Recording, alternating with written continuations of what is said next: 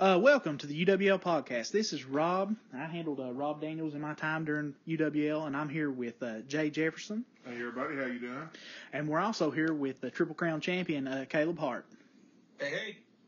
And we're just going to try to revive the podcast that's been kind of in the, just in the outs here recently and kind of been disappeared for a while, but we're going to record this show tonight, and then we're going to probably upload it to our YouTube page. But we've got a list of topics we're going to talk about, and we're going to just jump right into it. First thing on the board is actually the new UWL Hall of Fame. We don't know much about it, but we do know who the first four entries is. And Jay, would you want to comment on that?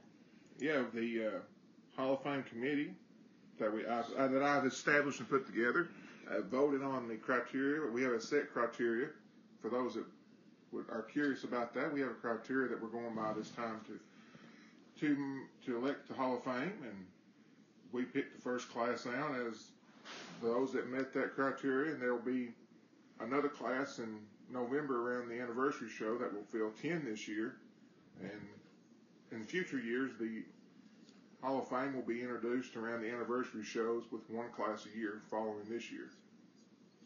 So what you're saying is there's 4 entries at this time, and there will be 6 additional entries come the anniversary show that will be announced around that time. Yeah. Okay. Could you just go ahead and let us know who the first 4 are? Well, there's Sean Stevens, Robbie Venom, Sierra McConnell, and Robb Daniels. Cool. That's really nice honor. But, had it been me, I probably wouldn't have wanted myself to be in there because, there have been some other guys who's done more important things and, been around for a while. Well, your contributions to the Fed met the criteria, and not to say everyone else did, but your statistics was the proof in the pudding on that. I appreciate that. I'm sure Caleb, I'm sure he saw the post on the board. I would think there would be an announcement, maybe a segment in the coming weeks, maybe even in the newsletter. What's your thoughts on it, Caleb? I think the first 4 are actually a great list. I've only been around for the last 2 years, give or take, so I don't have the 10 years of experience and knowledge of UWL, but I am a guy who has come back and read a lot of this stuff. So when I think of these first 4, yourself included, Rob, they're no-brainers. So to see all of this, I'm actually very excited. And I think that especially with, our mid-year coming up and all that good stuff, I think that we're going to have it's going to be a fun year. It's going to be a fun year of announcing these people and doing an actual Hall of Fame, which is very different than the achievement awards, like not the rest of the year, but the UWL Achievement Award, which many people have gotten. So Jay, I understand that I'm part of the first 4, but in the Hall of Fame committee, I know that's pretty hush-hush, but yeah. The thing is how do they actually decide who will be until the first 10 people in the Hall of Fame? Well, they went through the criteria, of each person's and checked their statistics, and they meet the criteria and are eligible for the Hall of Fame, but it's up to the Hall of Fame committee when someone is inducted. So if someone meets the criteria, that doesn't mean they won't be inducted. That could mean they could be inducted in the next class in November or the next class the following year. Okay. So out of curiosity, the criteria, is it mostly like character based or is it like achievement based? I would think it would have to be a combination of both. Yeah, it is. It's a combination of both because that makes sense. A person contributes out of character, in my opinion, is just as important as what they've done role play wise. For sure. And titles and titles would have to play somewhat of a role, especially to separate people from the pack. Yeah, a person's contributions are considered a heavy part of the election to the Hall of Fame. The committee took that strongly into consideration that if a person won, say, 200, 300 matches in their career, with only like 50 losses, then they're Hall of Fame worthy. Yeah, absolutely. Because they've won a lot. To win that many, you have to be special.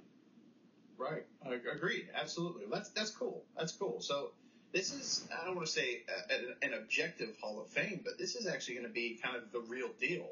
Yeah, I've been weary of making a Hall of Fame in the past, but then it was brought up to me by a member of the Hall of Fame committee, and the timing was just right. This is our 10th year. We're halfway through our 10th year almost, and it's just time to make one. Okay, well, that sounds really interesting, Jay.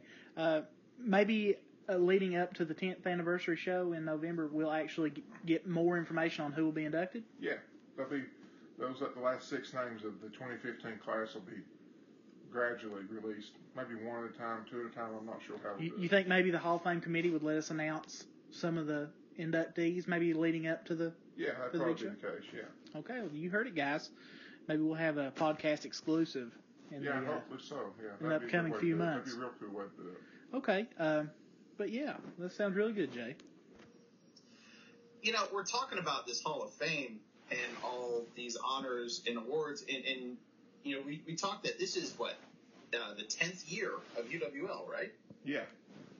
Yeah, that's a long time. So you know, Jay, how long have you been in fedding? You've been fedding for like 20 years now, right? No, since 2003. All right, so 12 years. Yeah. And Rob, you've been in about the same time, right? It's the same amount of time. Yeah. I actually introduced Jay into the hobby. He's the one who drug me into this, so. Okay. And ironically, I've actually been in fedding longer than both of you. I just have a long break in the middle. Right. So 2001. So between us, let's just say that we've got, you know, like 30 years of Fed experience. You know, I'm willing to bet that we have seen a lot of things in Feds that drive us up a wall. True. Absolutely. Yeah. You know, so let's take it the other way. We've got the Hall of Fame. What about some pet peeves? I mean, we're sitting here honoring these guys, but I'm more than willing to bet that amongst all of the honoring, there's a lot of crap that just bugs us. Yeah, and let's not name any names on things. Let's keep it professional. That's not our style to name names. You're right. I you know, we should probably avoid talking about how annoying Robb Daniels is. Of course, yeah. But besides that, so what about you, Rob? If you're thinking pet peeves, like what is a pet peeve? When we talk about a pet peeve is something that just bugs you. Taking the game too serious. I mean, we talk all the time. I mean, I may not be role playing right now, but I still see it on the board because I'm still active in out of character, and I kind of roam around, and you see things. There's some of the guys who actually eat, breathe, and sleep their characters, and it carries over to the out of character board. They take it to another level than what it should be. They need to just sit back and just understand that some of the guys, you know, we all have lives we're living, you know, and just because we don't post, you know, give updates, like some of the guys sandbagging, you know, some that was always one thing for me was I had a certain set schedule during the week and I couldn't post until later in the week. I caught a lot of flack for sandbagging. What's your thoughts on that? I still don't know what sandbagging is. Posting at the deadline dropping. Yeah. Say you've posted your 2 of your 3 for the week, and you've got until midnight Friday night to post your 3rd. It's basically just leaving your opponent in the dark on what you've wrote or how much you've wrote. And no matter what people say, you know, quantity over quality, people still try to write to the same amount as some others, unless they're just very confident in their work. Okay. I don't know. I mean, some people, that's just their way. That's how they post. So that doesn't bother me. I mean, it never bothered me when I was RPing. Yeah. Because I try to get my stuff up early so I wouldn't be wasting time, because I'm one that I'll procrastinate all day if you let me. Yeah. I can get lazy like that. But yeah, see, and I can't do that because if I don't write my RP like immediately, I just won't do it. Yeah, that's what I'm saying about it. I mean, it was when I was RPing, I had to do it then, or just I wouldn't have done it. Right. Yeah, I can see what you're saying, though. I don't know. That's never been something I've really thought about because, like I said, I didn't even know what sandbagging was. See, I hate that we have limits. Because to me, I wouldn't have a role play limit. But I know we need them. Because in the past, what used to annoy the crap out of me was people would flood their opponents. Like in day one, we had people who would, not even in UWL, but in the past when I was RPing, people would post like 5 RPs in like 2 days, trying to flood someone, thinking that would get the advantage over them. See, and if I was a Fed head, that would immediately make me just make them lose. So what you're saying is when you say flood someone, like in 2 days' time, they get 5 shorter role plays instead of 5 stacked role plays. Yes, they would write that. Just to kind of overwhelm them. Yeah, exactly. Okay, literally to be annoying. Yeah. Okay. And then when they would lose, they would say, well, I done 5. My opponent done 4, but your opponent's 4 is better than your 5. Yeah, well, what does it matter if you did 5 if they're 100 words long each? Exactly. Right. Stay continued, or stay tuned for my 3rd sentence. Yeah, okay. I get that. What's some things that bother you, Caleb? I'll tell you right now, something that bothers me about pet peeves and fedding.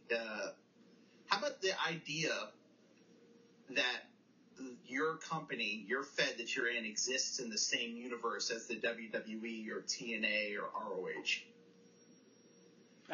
It makes absolutely no sense to me that you would sit here and say, like, for example, UWL is a national company at the same time that WWE is, because we're creating a whole new universe. Right. We're stealing people's pick bases. So that means Randy Orton's got a twin out there somewhere. Exactly. And that's the thing.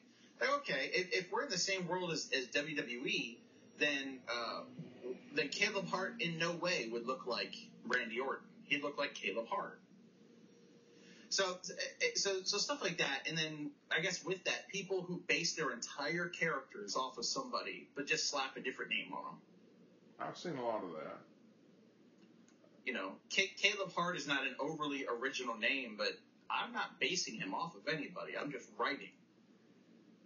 And Robb Daniels wasn't really based off of somebody. He's Robb Daniels. It's stuff like that. And in UWL, we have a lot of people who are really good about that. Their characters are just their characters, and that's it. But I don't know.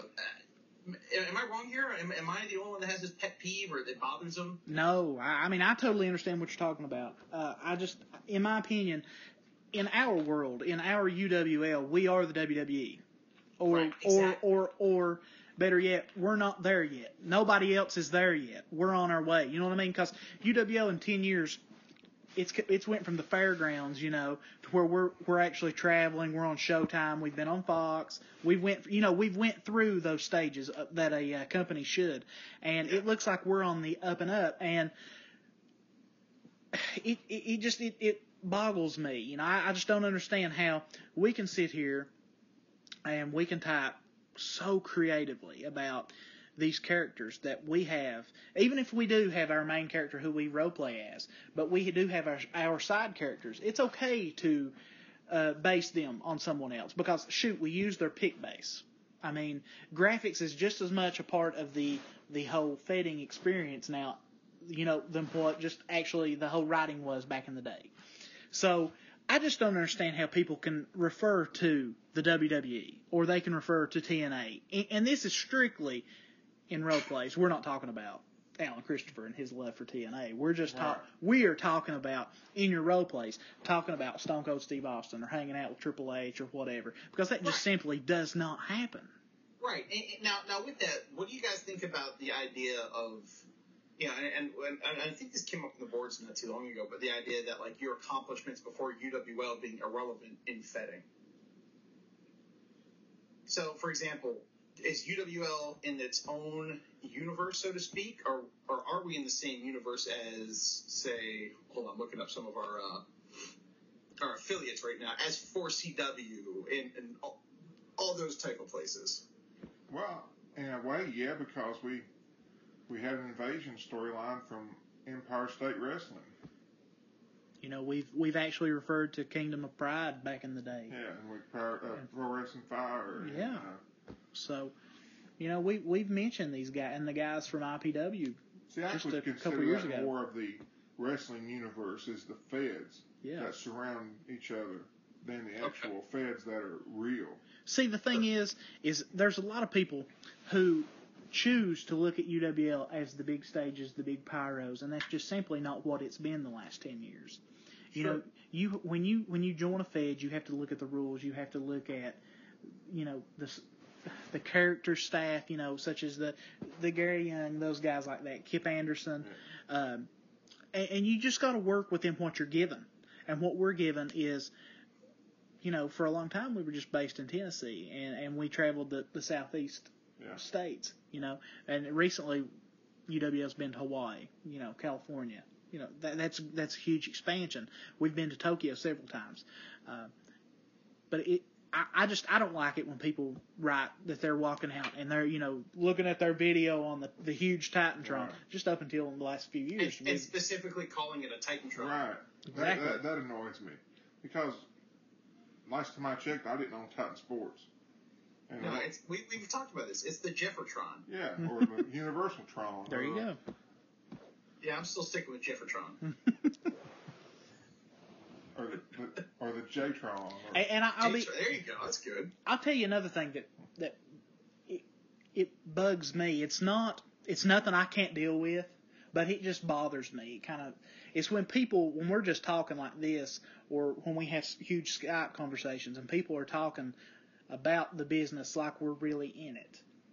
When people are, you know what I mean? Like, just referring to certain things, like the behind the scenes part of the business. We have no right to talk like that. Yeah. You know? I mean, some people do it because they think they're actually part of the internet wrestling community. Right. They're marks, you know. But I hate that term too, marks. I mean, I'm a fan, but I don't look at myself as a mark. Yeah, I hate that term. I have no problem with that term if it's used correctly. Yeah, right. I am too, but I don't like just as an insulting term you call someone who doesn't agree with your views, say, hey, you're a mark. I mean, just because you have an opinion, it doesn't mean you're a mark. Or just because you like a certain style of wrestling, or just that's like say if me and you liked Lucha Libre, and Caleb called us marks because we didn't like Dragon Gate USA. Just because if we didn't like that, we're marks, is what Caleb would say. You know, that's wrestling's wrestling, and we're all fans. Everybody finds their own enjoyment in something. Exactly. And that's why it's so irritating. Is like calling somebody a mark because you disagree. Well, actually, that means they're not a mark for it. That's the whole point. Because any wrestling company, I like. I'm more of a indie, NXT, New Japan fan. But I'm going to knock them if they're doing crap. Like I've told Caleb, because me and him talk New Japan, that they've been really stale lately. And no matter if I like you or not, I'm going to tell them that it's stale or crappy or awful. They need to change direction. Yep. I'm with you. And I think, Rob, I think you hit on something really big there when you were saying like people kind of acting like we are actually in wrestling. Like, it doesn't get any nerdier to do what we do. Right. We pretend to be characters in a pretend sport on the internet. It's 3 times as much nerdy as just about anything else. And I'll tell you another thing that bothers me just in general is when people refer to it as the old timers are going to refer to it as the business, but I don't look at it as an industry. I wish it was. Because Jay would be rich. I think industry is like a slap in the face to some of these steel workers and these people who actually have to work. I mean, I don't care, you know, how many bumps you can take. That's just like calling yourself a soldier and you haven't been out to war the first time. These guys don't know. I mean, they do their job and they get paid for it a lot more than what other people do. But that's just a slap into those people's faces who actually do work. You know, I would agree with that. Yeah. As a Fed head, something that has always rubbed me the wrong way. It has for years. Years ago, we had someone come into the Fed. He was one of the founding fathers. Jay, this is not that podcast right now. This is not that Air Your Grievances podcast. Well, it's just a pet peeve. Okay. And the person came in, they left the Fed, and came back under a fake account and pretended to be someone else. And when they were called out about it, they denied it. That kind of stuff bugs the crap out of me. Hiding who you are in a Fed. I'll be honest with you. There's some of the guys that I know that's in Feding right now. It wouldn't hurt them to take about a 2-month break and come back as a completely different person on Skype, on the board. It wouldn't hurt them a bit. Well, no, it just feels like they're hiding. And it's not direct pointing a finger at anyone. If you think I'm pointing a finger at you, then take a look in the mirror.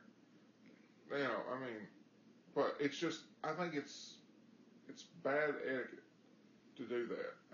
If you're going to do it, PM the Fed head and say, hey, I'm so-and-so, I'm Robb Daniels, this is who I'm going to be, keep it between me and you. Hey, that's fine.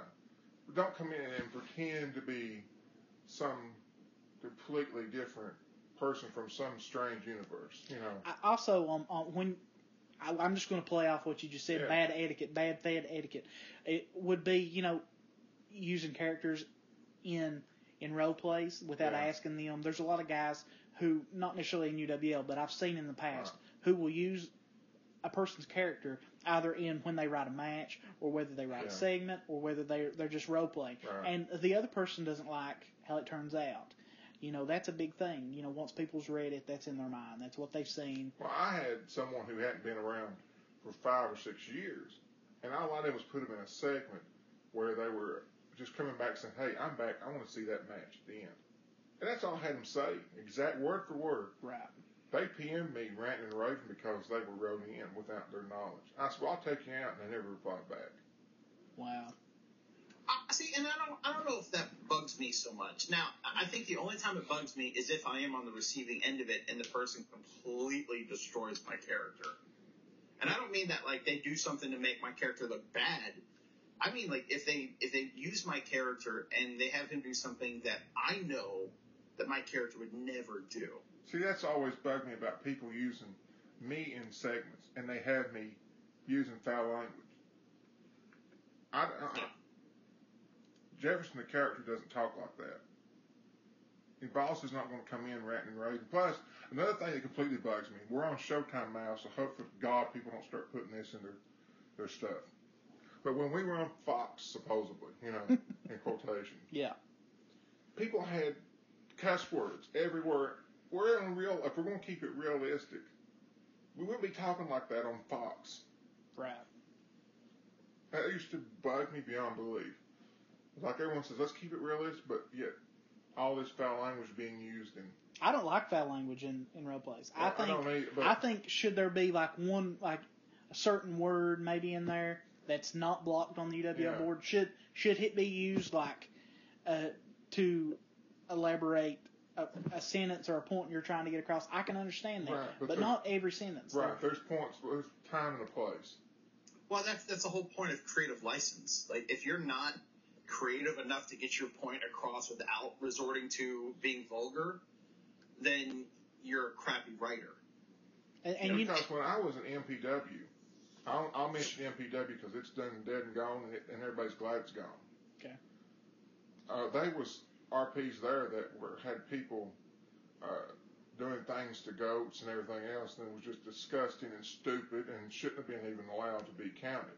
Right. And they would win with that garbage. Right. And they were doing some things to goats, if you know what I mean. I was going to ask, but now that you've kind of laid it out there, I don't feel like I don't.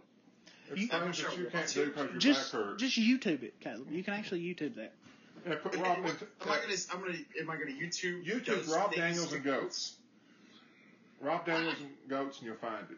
I mean, I can YouTube does things to goats, but I'm not sure that's going to be super. Put Robb Daniels does things to You goats. may actually have to be logged into YouTube to actually view that. You have to be over 18 years of age. So, yeah. I got nothing on that one. Okay. we'll change our attention. You know, I mean, basically, we've actually went longer on this than what we probably intended to. But bad Fed etiquette has been a topic for many of us for years, and some of us are just now speaking up on it. But I think everything that we've said today has made a lot of sense. And there's actually more that we probably could say, but that we probably shouldn't. Well, I never thought of naming names or bashing people publicly. That's just not our style. It's not going to be our style. If that's what you want to do, go somewhere else. Right. Because that's not our style. People have been around in the past that caused problems. Well, that's in the past. It's the time to look toward the future. We're not Absolutely. We're not here to bad mouth people. And in the past, the podcast names were named, but that's not what we're going to do now. All that stuff's in the past. People have problems in the past. Let's have in the past, and let's all move forward. I mean, yeah, this is not going to be, nor should it ever be, a outlet to air grievances. Yeah, the only time grievances was ever aired when Caleb was drunk that time. I was not drunk. Yeah, so let's put a little background here. Jay has sworn that one time when I was at work, might I add, that I decided to go off on a personal belief that I had to have been drunk when I did it. Apparently, that means that the only time I'm ever passionate is when I have alcohol in me. I think my wife would actually tell you that's the one time I'm not passionate, but still, that's all I'm saying. Okay. Now I'm not for sure which moment you're talking about. Jay, was this on a podcast? It was on Blog Talk, when we were on Blog Talk back in the day. Yeah, he was drunk that time. Oh, yeah. I was not drunk. Let me tell you something. If you manufacture your own alcohol, you are a drunk most of the time. Why is that? Because you can make it yourself. You don't even have to leave your home to go get it. Yeah, but I mean, all right. He's talking about me again because I make beer. Does your labels on the side have your face on it? See, It does not. But can I tell you right now, I actually have a wrestling-inspired beer coming out soon. See, this is something I didn't know, that he made his own booze. I do. Yeah. I only make beer though. So you make moonshine? No, I make beer. Oh, okay. We actually know too much about each other, but that's when we actually have fun with this game. Yeah. But yeah. Yeah, keep on the lookout for Mucha Lucha Cerveza coming out in a couple months. Lucha. That's right, man. All right, Jay, so this is totally random. I'm going to ask anyways. Okay. You used to RP, right? Yeah. I mean, I feel like that's kind of a dumb question because I don't know any Fed heads who never RP'd. But, all right, so you used to RP. How long ago did you, stop RPing? When I opened UWL in November of 2005. Okay. So 10 years, give or take. So Yeah. you've effectively been judging RPs for 10 years. Yeah. All right. I know a lot of people have asked about this, and Rob and I have talked about this a lot, but, what makes a good RP to you? Well, to me, the first thing, and this is my opinion, is go by our rules as well. Match relevance is a strong key to our good role play. Good story. What do you mean by match relevance? Talking about your match and your opponent, staying on the opponent, not completely leaving them out, pretending they didn't exist. I think overall storytelling, I think you can have a lot of match relevance and still tell a good story. Flow, I think if you role play flows, I mean, everyone can see if a role play flows or not. And then also entertainment. And I think you can have match relevance and still have entertainment in your RP. Okay. I guess the reason why I ask is because I know that there are times when I'm reading an RP, and because everybody asks each other, hey, what do you think about this person's RP? And I know, Jay and I talk a lot, and Rob and I talk a lot, so I always ask questions like, hey, what did you think about this guy's RP? And it happens every once in a while that Jay and I will completely disagree on an RP.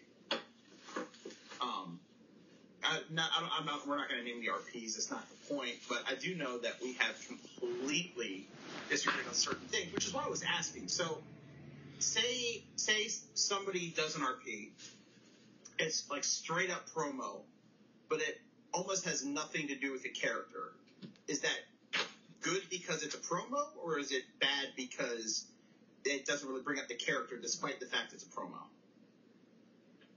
Well, I think if you can still get your story across, being straight promo, it can work. But you have to be able to walk that line a certain way. So What do you think, man? You know, we've had people in the past who just promoed and didn't show character, but they still done a good job of getting their point across and still told their story. Okay. During my years of role playing, I've experienced different types of consensus based, opponent role playing, such as, there was a time like through 2009, 2010 where there was like a novelist era, which we've referred to it on several other podcasts, where people just wrote until their fingers literally got tired, and they thought at that time quantity was what would win them the match. And we all know that quality is over quantity, because we've even seen here recently that someone has wrote 2 role plays and beaten someone who's wrote 3. Well, last week someone wrote 1 and they beat the person that wrote 2. Exactly. And it's not a knock against those people, but it's the people who are in touch with their character, and who is so creative that we do not see the people that they use as their pick base as that character. It's one thing that somebody would use Randy, or like say you use Randy Orton. I don't see Randy Orton when you write. I see Caleb Hart. I see, that he's a brash guy. When he says it, he means it. He's not being cocky. He's just confident, and rightfully so. Over the last 2 years, you've earned that right. But that also needs to come across in the RP. Exactly.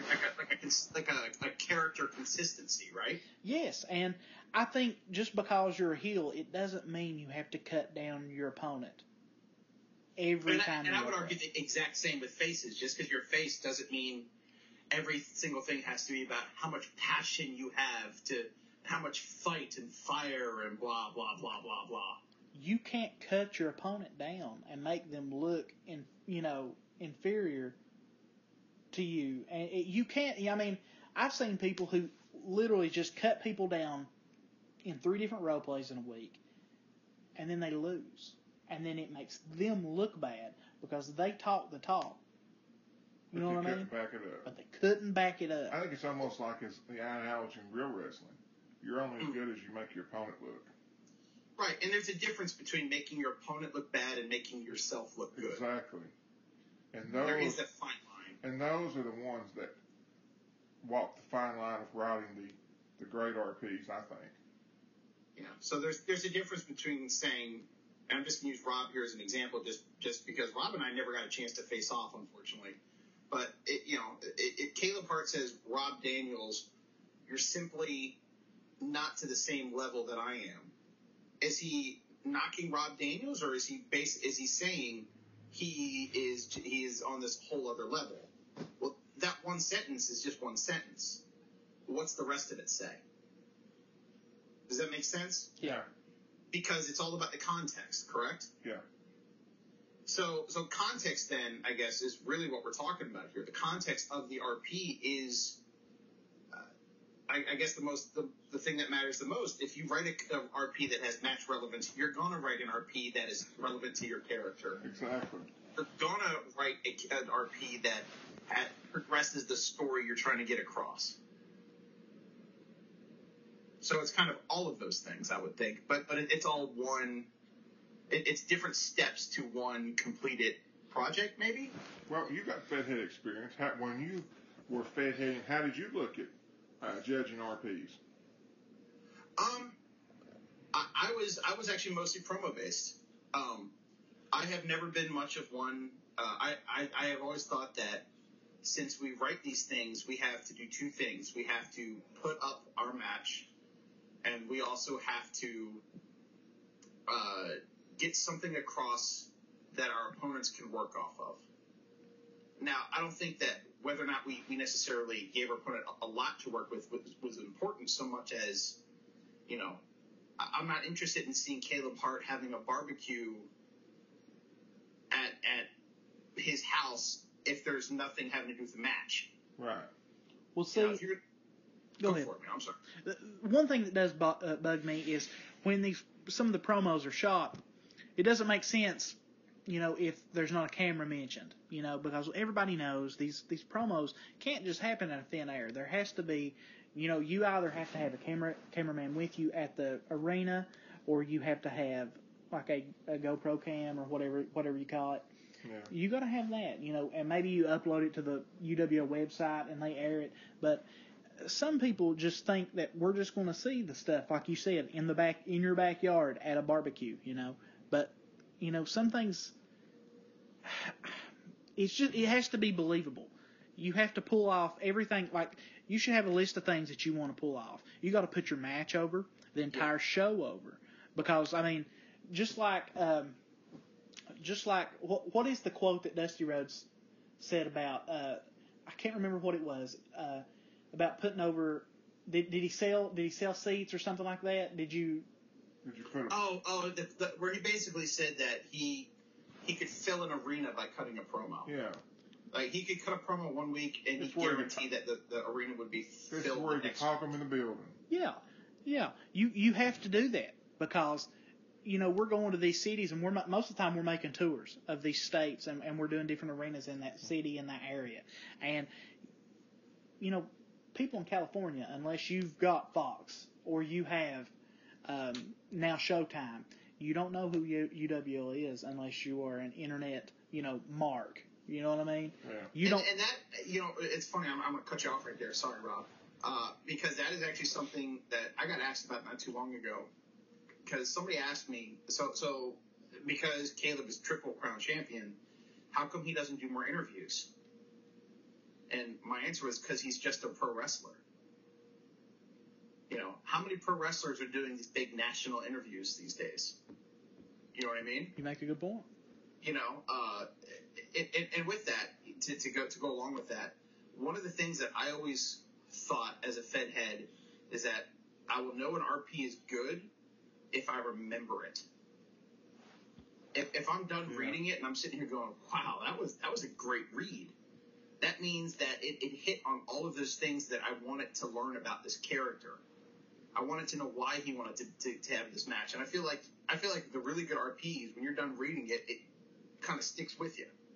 Right. And it's almost the old English things, who, what, when, where. Right. That's a great way of putting it. Yeah, exactly. You know, if you can see all those things, then it's a winner. Yeah.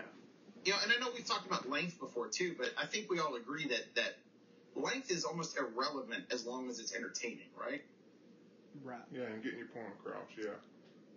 You know, I mean, we've all read really good 6,000 word RPs. We've also read really crappy 1,100 word RPs. See, when I was first starting, the norm was 1,000 and less, which is shocking to me now, seeing 4,000, 5,000, 6,000 word RPs. If you think about the actual promos, when I think of promo, I think of Gene Okerlund standing in front of the backdrop, interviewing, you know, Ultimate Warrior, you know, and even though sometimes it's off the wall, that was his character. Right. He got over the match.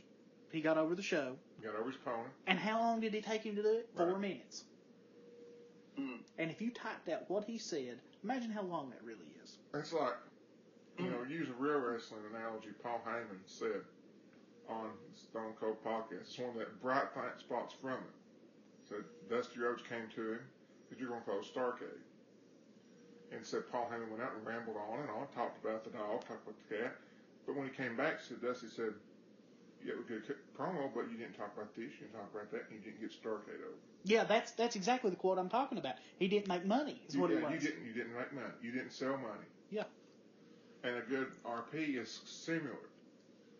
You go out and you talk about your match, you talk about your opponent, you talk about why you want this match, you talk about what you're going to do, you talk about where it's at, you talk about this, and you're selling your match. Yeah. And you're selling yourself in the process, and you're selling your opponent, and you're selling what you're fighting about and what's important. Exactly. That's what it was. I found it. I found what he said. He said and this is a quote from PW Torch, who actually kind of summed it all up, but he said, Heyman recalled a wild, rambling promo on WCW TV early in his run, then coming backstage to find Dusty, who simply asked him, "Where's the money?" Yeah. Yeah. Oh, that's good. Say you didn't sell Starcade, you know, exactly. or didn't sell it, whatever, you know. Yeah. Yeah. No, that makes sense. Okay.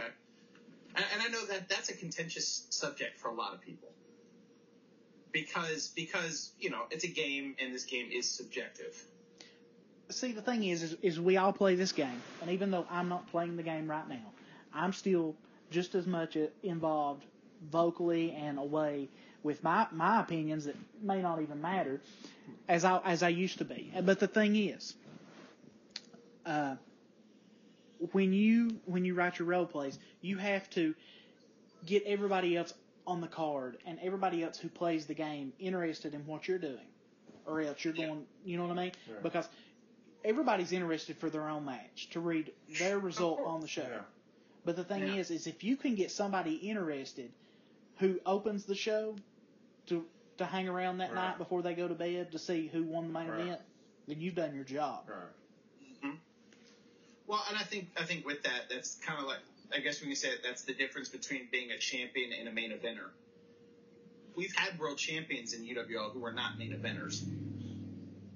You know, their character may be, but they did not, they weren't one of those people that inspired people to stick around and read the whole show.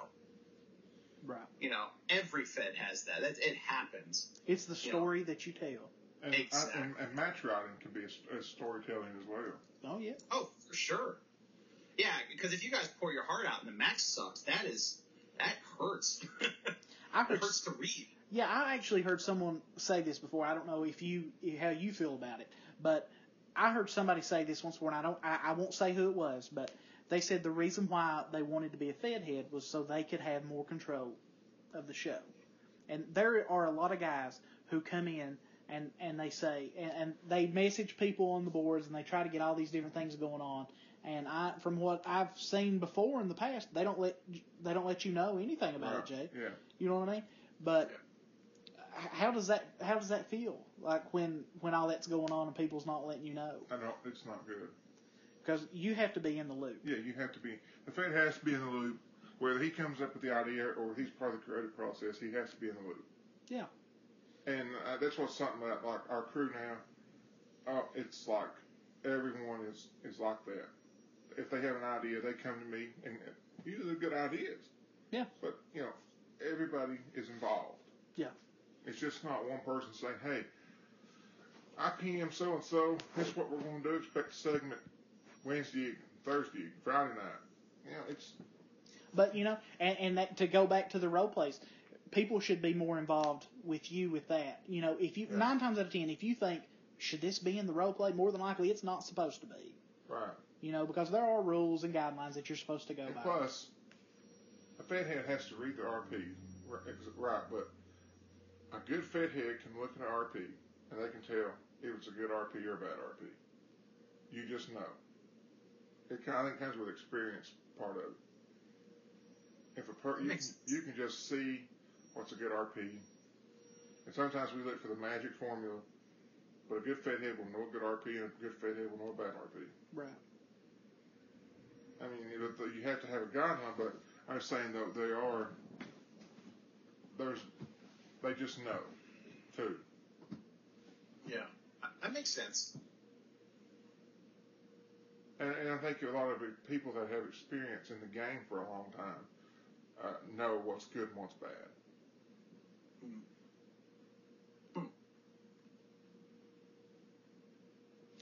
But, so Jay, do you actually use like a rubric or some kind of like scoring system when you? It's not an official one, but yeah, I use a point system, sort of, yeah, that I go by me personally. It's not by the official guidelines, but you know, it's used for me. Right. I've never been one to read the results when I role played, and if I didn't win, you know. Yeah. See, because, for instance, someone may have strong storytelling. They may have good flow. They have good entertainment, but they may lack the match row. The other person may hit match row, hit all the other points. Mm-hmm. And they would get the win because they hit all the points that you're looking for. Right. Well, how do you feel about role playing when someone has, say, Corey Chevelle? Mm-hmm. He's got a big match with Caleb coming up. Right. How do you feel he should role play in the weeks leading up to? How much should he talk about Caleb and the Triple Crown? That's not for me to tell him. I mean, that's up to Corey. I can't tell anyone what to say and what not to. True. How do you handle that, Caleb? So I guess I'm in a unique situation because I've been either world champ or Triple Crown champion for like 14 of the last 15 months. You lost to Evan Carabell on June 28, 2014. Right, and I won it in March. And then you won it in March of that year and lost it in June 28th of 2014, and you won it back. Okay, cool. So I was off. So it was like 12 of the last 15 months. Yeah, something like that. So for 80% of the time, I've been the world champion, or some variation therein. In a way, it's harder when you're champion to completely try to get across the importance of these matches, because after a while, there's no way to say this without sounding like a jerk, and just no, that's not what I mean when I'm saying this. So much as I'm trying to get across that it's hard to stay personally motivated. So even if you're super excited, which I am, for example, to face Corey Chevelle here coming up, it's hard to kind of how do I put this best? It's really hard to bring that same fire and energy for your character in each of these build-ups to these title matches, you know? And let me interrupt you on that.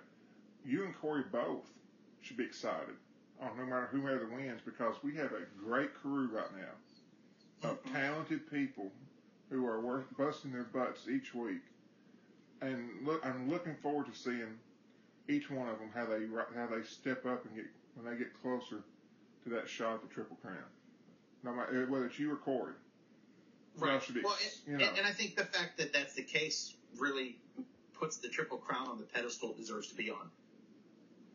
Yeah, I think we're at that point this time in UWL, especially leading up to the 10th anniversary, that everybody's excited because we like you, Caleb. We do. But we're excited to see who's going to be that person who knocks you off your pedestal. And who's the next star that is created from that. Because whoever it is going to be monumental in the upcoming, and in the next, hopefully if they don't use all their creative juices on you, they should be able to carry out the title for God knows how long. For until you come back for another piece. Well, it's funny if you say that, because in fedding, first off, being in a fed for like a year is almost unheard of now. You know what I mean? Yeah. People are in and out all the time, and having been at the top of UWL for almost 2 years. I mean, I've been in UWL for a little over 2 years and was in the top stuff 4 months in. Not world title. I'm talking about heritage and above. But that was just based on writing and coming up with cool and fun feuds with great guys. So to where we are now, where the Triple Crown is this thing, and like you said, the person that beats me for the title this next time, they're going to be massive stars, and I'm going to tell you why. Because I don't want a rematch. And the reason why I'm not going to want a rematch is because I think it's going to be that next person's time to go to town and take the Triple Crown to places I never could, which is exactly what's going to happen. And I'm looking forward to that. But I think, like you said, it's about that creative juice, which means that for someone like Corey and I, we haven't done too much of a build here, but you know what? People are ready for it. And then when you don't have to do a lot of build, then that you're doing something right. You know that it's the right pairing. It's got this kind of like it's a more often than a UFC title type defense because each month they have one show. Yeah. Very little build. They have a weigh-in, and then let's see if they can take the title off them. Let's see if they can beat this person. Let's see if this person can actually last longer than a minute and a half to Ronda Rousey. Caleb's got that thing going right now. It's who can beat him. Right. And I don't know who it is, because we've got to give Corey the benefit of the doubt. We've got to see him against Caleb that final week. Well, Corey's the next challenger, so he's the one that has the chance at the moment. Exactly. I've said it before and I'll say it again. There's nobody in UWL who absolutely cannot beat me. That being said, there's nobody in UWL that I'm not fully confident I can't beat, or that I can't beat. Does that make any sense? Was that right? Yes. Yeah? Okay. Makes sense, Bottom line, Corey Chevelle could be the one to become next Triple Crown champion. Hell, it could be Autumn Raven. And that's because this game is subjective. All it takes is one bad week, or for somebody, one really great week. All right, guys. Now, just as good as I do, we could sit here and we could talk for hours about all the different subjects within feeding, real wrestling, and just our everyday life. But we're not going to. That's why we're going to have future episodes of this podcast. And speaking of future podcasts, this is breaking news. You got to tune in to the next episode of the UWL Podcast to find out who our next special guest is. That's right, folks. We have a special guest that's going to be joining us through Skype, and is going to be appearing from the world of wrestling now. And you got to tune in to listen to see this guy. Rob's got a lot of questions, and so do I, to ask this guy. He's got a world of knowledge of wrestling. Tune in to see who this guy is. Do you have any hints, maybe? Any hints I would give you would give it away. All right. But I'm sure the contrary opinion of Caleb Hart should ruffle some feathers, and hopefully we get some interesting comments. And also, if anyone out there listening that's a member of UWL has any suggestions for future topics for us to discuss on these podcasts, PM me, and we'll take care of it and get your topics on just as soon as we can. That sounds good to me. So I guess we'll go ahead and wrap up this one. So for Jay, Rob, and myself, thank you guys for listening, and we will see you next time.